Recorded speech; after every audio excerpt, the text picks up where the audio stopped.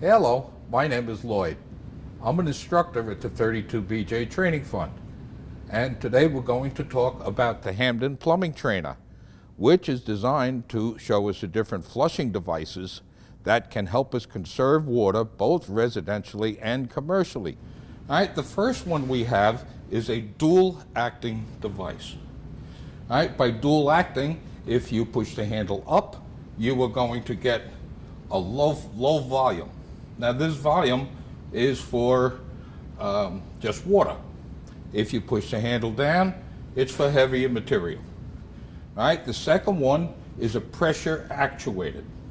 This entire tank will sit inside your toilet tank at home. All right, so you're not going to see this nice pretty black box. And of course the third one is motion activated. When we stand in front of this, when you get up and walk away, you break the beam and will automatically flush. First thing we're going to do is to check our water in our holding tank. Water level right now is full.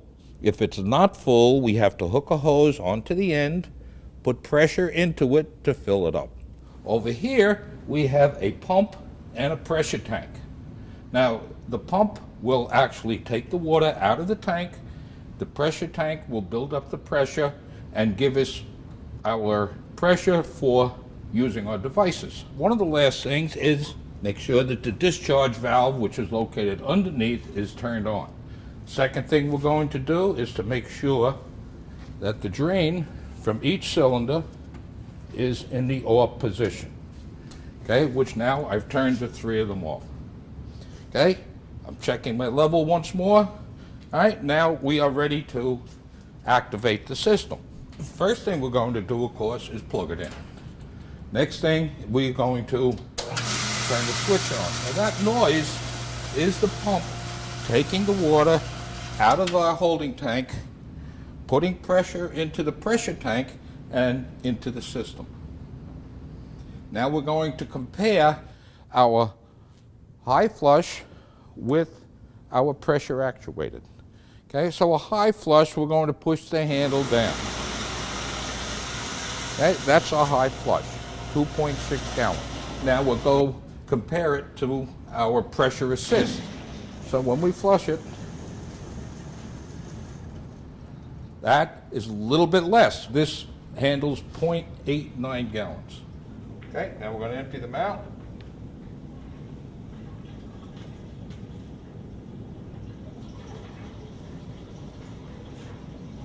Okay, now as they're emptying, you can see that this one is significantly lower than the other one, even at this point, because this one has a lot less water in it. Okay, so now we got both empty. We're going to shut these off again, and we're going to push the handle up, which is for water. Now we're going to push it up. Okay, now we see about where that is, which should be somewhere around 1 gallon. Okay, now we're going to do the pressure assist, and by doing that, all right, it's still less than a gallon, 0.86. Okay, so as you can see, this one is still a little bit higher than the pressure assist. Now we're going to go to our last one, which is the one we use, which is hands-free. It's more sanitary, of course. We don't have to touch it. All right? But what we have is by standing in front of it or sitting in front of it, we're breaking the beam. This beam has to be broken for a certain period of time. Okay? Once the beam is broken, it activates the unit. This particular unit is battery operated. It has 4 AA batteries in it. It is not plugged into the electric in a building. When I take my hand away, it will flush. Now, as you can see, very little water. This is 0.1 gallons per flush, which is not a lot of water. Okay, after we flush them all, now we're going to empty these out. Okay, and once they empty out, if we look at our reservoir tank, we can see the water coming back up to our starting point again so that we can continue. I use this Hampden trainer quite a bit. When I tell my students we're going to learn about a flushometer, they sit there and say, oh boy. And when I bring them over to the Hampden trainer and we get into it and turn it on, I can't get them away from it. The students love it. Once they see something in operation, it grabs their attention and helps them to understand more fully how things actually work.